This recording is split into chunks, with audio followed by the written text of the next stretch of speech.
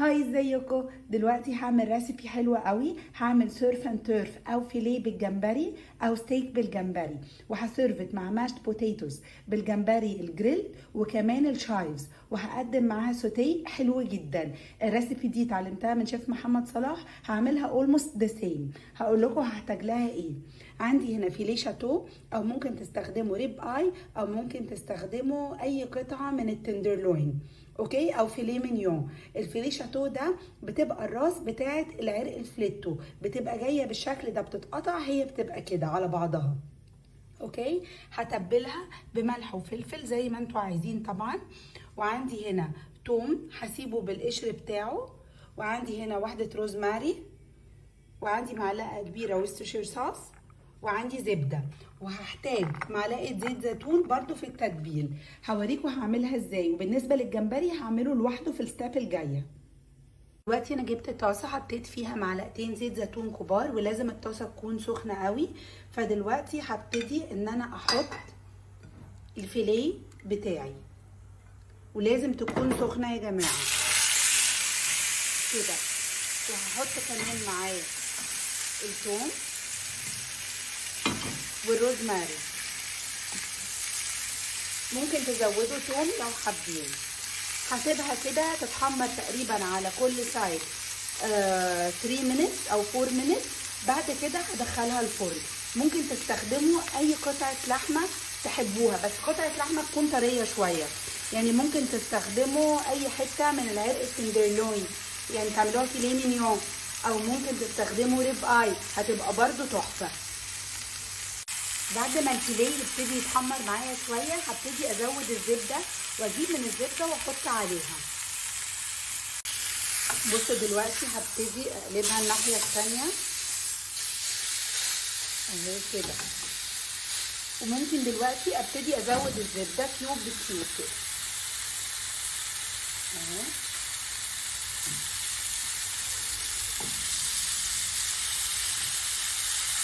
كده.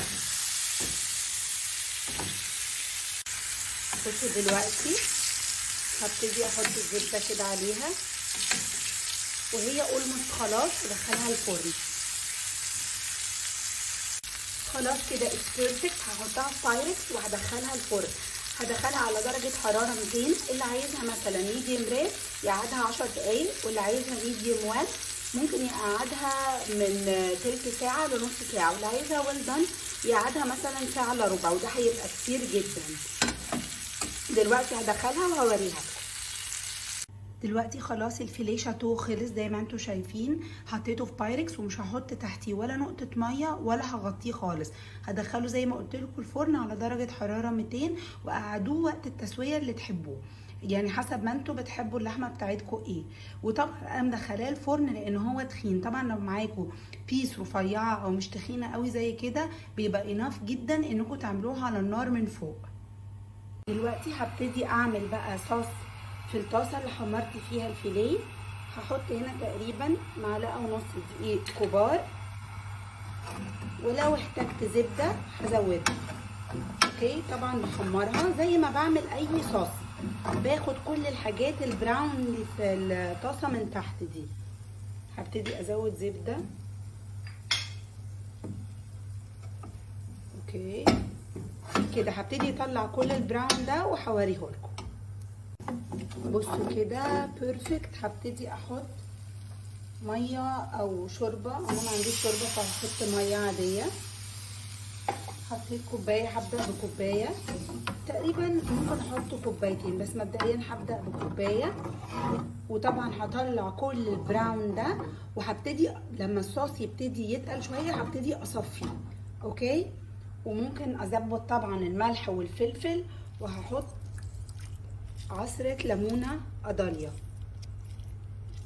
كأنها معلقة كبيرة. بصوا لما الصوص ابتدى يتقل شوية زي ما انتوا شايفين كده صفيته، وهحط له معلقة وستشر، معلقة كبيرة، وممكن ازود طبعا المية عشان تقل شوية.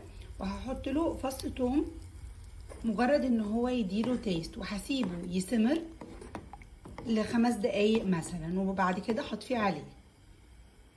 بصوا الجريفي كده بيرفكت، بصوا الكونسيستنسي بتاعها خطيرة وطعمها يجنن. هشيل طبعا فص الثوم اللي حطيته وهطفي عليها. دلوقتي هتبل الجمبري اللي هحطه مع الفيليه واللي هحطه مع الماشت بوتيتوز. عندي هنا جمبري متقشر صغير، ده اللي هحطه مع الماشت بوتيتوز. مش كتير يعني دول مثلا 15 واحدة وممكن اقل، يعني جاست انها تدي تيست. وعندي هنا تقريبا 8 جمبريات، في منهم سايباه براسه وفي منهم مقشراه زي ما انتم شايفين.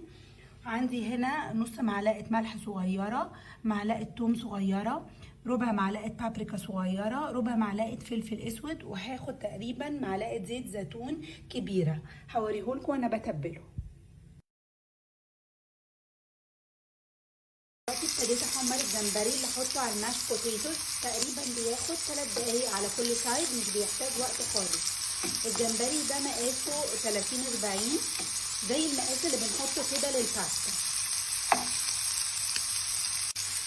بصوا الجمبري كده بيرفكت، لونه حلو قوي. هبتدي اشيله في نفس الطاسه، هعمل الجمبري اللي بالقشر. مش عايزاكم يا جماعه تحطوا توم كتير، توم قليل قوي، بس ان هو يدي تيست بسيط. والجمبري ده انا محمراه في معلقه زيت زيتون صغيره مش اكتر، ما تحطوش زياده. دلوقتي هشيله وهبتدي احط الجمبري بتاعي. بصوا الجمبري ده خلاص اولموست قرب يخلص، يعني دي مثلا خلصت. قعد تقريبا 4 دقايق على كل سايد، ده طبعا بيحتاج سوا اقل. بس كده هيخلص وهحطه مع الجمبري التاني. دلوقتي انا لسه مطلعه الفيليه حالا من الفرن، هغطيه. قعد بالظبط نص ساعه على درجه حراره 200. هغطيه ينزل الجوسز اللي جواه شويه، مش لازم يتاكل سخن خالص، ممكن يتاكل بارد او ممكن يتاكل دافي. والجوسز دي اللي في البايركس من تحت هحطها مع الجريفي. هعمل دلوقتي الماشت بوتيتوز. عندي هنا بطاطسيتين كبار مسلوقين ومهروسين، وكانت الميه بتاعه السلق دي فيها ملح وفيها فص توم، بيتسلق معاها وبيتهرى زي البطاطس. اوكي. عندي هنا 3/4 كوبايه لبن، هشوف هحتاج قد ايه اكزاكتلي، بس تقريبا هاخد من نص ل3/4 كوبايه. عندي هنا معلقه كبيره شايفز متقطعه. الشايفز اللي هي يا جماعه الثوم المعمر، اوكي، دي هحطها في الاخر بيفور سيرفينج عشان لونها حتى ما يغيرش. اي حاجه خضراء بتتحط في الاخر بيفور سيرفينج. عندي هنا الجمبري قطعته صغير خالص زي ما انتم شايفين كده. عندي هنا ربع معلقه فلفل صغيره ونص معلقه ملح صغيره وفص ثوم. فص الثوم ده هحطه مع اللبن وهو بيغلي في الاول. وعندي هنا تقريبا معلقه زبده كبيره، هوريكم هعمله ازاي. دلوقتي انا حطيت اللبن مع الملح والفلفل وفص الثوم ومعلقه الزبده. هسيبه ان هو يغلي اول غلوه، بعد كده هحط البطاطس. ممكن تحطوا بدل اللبن ده ممكن تحطوا ويبنج كريم او كوكينج كريم، ممكن تحطوا نص ونص، ممكن تحطوا لبن خالي الدسم زي ما انتوا عايزين. اول ما اللبن ابتدى يغلي حطيت البطاطس وهبتدي اقلبه كويس معاه لغايه ما يبقى سموث. دلوقتي هبتدي احط الجمبري، بحطه في اخر ستيب خالص، يعني بصوا كده هقلبه معاه وهطفي عليه. وزي ما قلت لكم الشايفز بيفور سيرفينج على طول. دلوقتي هبتدي اعمل السوتيه. حطيت معلقه زيت زيتون كبيره وحطيت معاه كيوب زبده صغير وحطيت تقريبا ربع معلقه صغيره توم مش اكتر. هبتدي ان انا اقلبه كده مع بعض جست ان التوم يطلع ريحته. هروح حاطه المشرومز. عندي المشرومز اهي هحطها. بعد كده هحط عليهم ملح وفلفل اهو الملح. هحط كمان الفلفل بس انا مش ملكاه دلوقتي. هقلبهم كده لغايه ما المشرومز تطلع كل الليكويدز اللي جواها. بصوا دلوقتي المشرومز كده بيرفكت واخدت لون حلو قوي. هكمل بقيه الفيجيز. دلوقتي انا بعمل سوتيه للبروسل سبراوتس زي ما انتم شايفين والاسباراجس. حطيت برضو معلقه كبيره زيت زيتون وحطيت كيوب زبده كبير وحطيت عليهم ملح بس. وطبعا حاطه حاجه توم بسيطه جدا الاسبارجس بياخد وقت اقل في السوا، فطبعا هطلع الاسبارجس الاول. ما بياخدش كل ده على بعضه 3 دقايق على النار. بصوا انا طلعت الاسبارجس اهو على جنب، زي ما قلت لكم بياخد وقت اقل بكتير. دلوقتي عندي تشيري توميتوس برضو حطيتها معاك، برضو كفايه قوي عليها كده. والبروسل سبراوت اهو ما بيتسلقش يا جماعه، انا ما بسلقهوش لا هو ولا الاسبارجس. وطبعا الطماطم زي ما انتم عارفين مش بتتسلق. بصوا الجوسز اللي نزلت من الفيليه لما قعد نص ساعه بره الفرن، الجوسز دي كلها هحطها دلوقتي على الجريفي. دلوقتي انا ابتديت اقطع الفيليه، عايزه اوريكم ازاي كده. انا مقطعه حتت تخينه شويه زي ما انتم شايفين. ده ويل دون. لو انتوا عايزينه طبعا ميديوم ويل او رير ممكن تعملوه، بس انا بحبه طبعا ميديوم ويل، بس طبعا في ناس معايا عايزين ياكلوا ويل دون. بصوا عايزه اوريكم الفيليه من قريب. بصوا لونه حلو قوي، اولدون هو ويل دون. بصوا ازاي وتندر جدا ومنزل جوسز كتيره، يعني اللحمه بتاعته بصوا منزله جوسز مش ناشف يعني. بصوا انا دلوقتي زودت بس لبن على الماشت بوتيتوز لان هي نشفت جدا. انا دلوقتي بسخنها وهبتدي احط عليها الشايفز. اهي الشايفز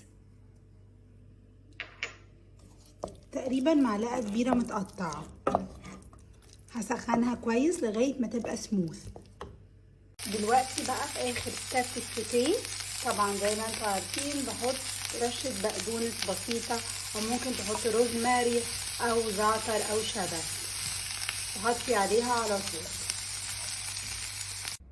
بصوا السيرف اند تيرف بعد ما خلص وعملت له برزنتيشن، شكله حلو قوي وبجد ريحته خطيره وطعمه يجنن. سبيشالي الماشت بوتيتوز، الماشت بوتيتوز فظيعه، يعني ما اقدرش اقول لكم الجمبري والشايفز اللي محطوط فيها مخليها طعمها عامل ازاي. وعندي هنا برضو كمان الجريفي، عايزه احط شويه صغيرين كده هتفرق جدا. جربوا الريسيبي دي هتعجبكم قوي.